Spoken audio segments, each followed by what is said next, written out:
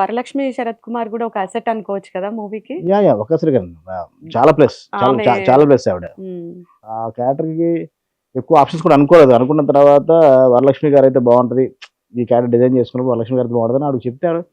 5 minutes 5 minutes తన character విని okay చేసింది.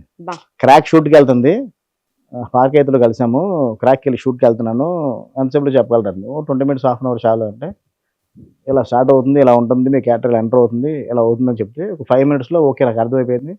నా స్క్రీన్ స్పేస్ అర్థమైపోయింది, నా స్క్రిప్ట్లో ఉన్న స్టోరీలో ఉన్న నా క్యారెక్టర్ స్ట్రెంత్ నాకు అర్థమైపోయింది, నేను ఓకే చేస్తాను, మిగతా నా మేనేజర్తో మాట్లాడుకున్నా చెప్పి. కమింగ్ టు ఉగ్రం, మళ్ళీ సేమ్ హీరోతో రిపీట్ అన్నప్పుడు మీకు బయట నుంచి వచ్చే అంటే నెగటివిటీ ఎక్కువ కదా స్ప్రెడ్ జనరల్ గా, ఎవరైనా సరే ఎందుకు సేమ్ హీరో ఇలాంటివి అన్నారా ఏమన్నా?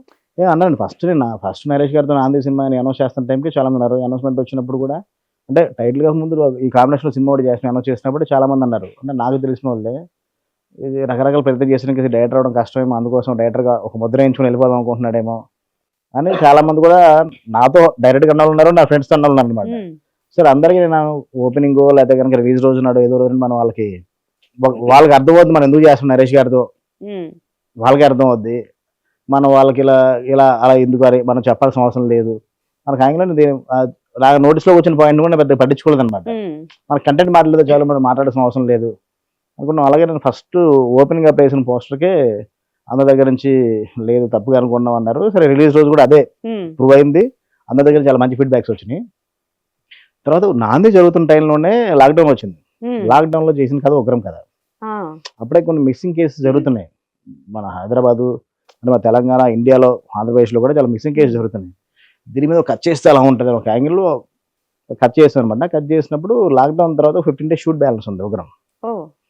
ఆ బ్యాలెన్స్ టైంలో నరేష్ గారు మేము కలిసి మాట్లాడుకున్నప్పుడు ఏం చేశాడంటే, లాక్డౌన్లో కథ చేసి ఉన్నాం, కథ అనుకున్నాము, ఎవరికంటే హీరో అనుకోవడం మీకు అయితే బాగుంటుంది అనుకున్నాం, చాలా ఒకసారి కూర్చొని విందామా, సరే విన్నామని ఆయన చెప్పిన రోజు చాలా బాగుందండి, మనం చేద్దాం. రిలీజ్ ఎప్పుడు ఉంటే తెలియదు, ఏముంటే తెలియదు కదా, ఇప్పుడు లాక్డౌన్ అయిపోయింది, మన 15 days షూట్ అయిపోతుంది కదా, కాబట్టి మనం ఇమీడియట్లీ మనం స్టార్ట్ చేద్దాం, నా సొంత బ్యాంటర్లో చేద్దాం అవసరం అయితే అన్న. లేదు ఫస్ట్ ఇది అయిపోయింది, ఇది అయిపోయి చేద్దాం, కంపల్సరీ చేద్దాం. ఆ రోజు నాకు ప్రామిస్ చేశాను, సూపర్ ఈ స్క్రిప్ట్ చేస్తే మళ్ళీ మీతోనే చేస్తామండి అని.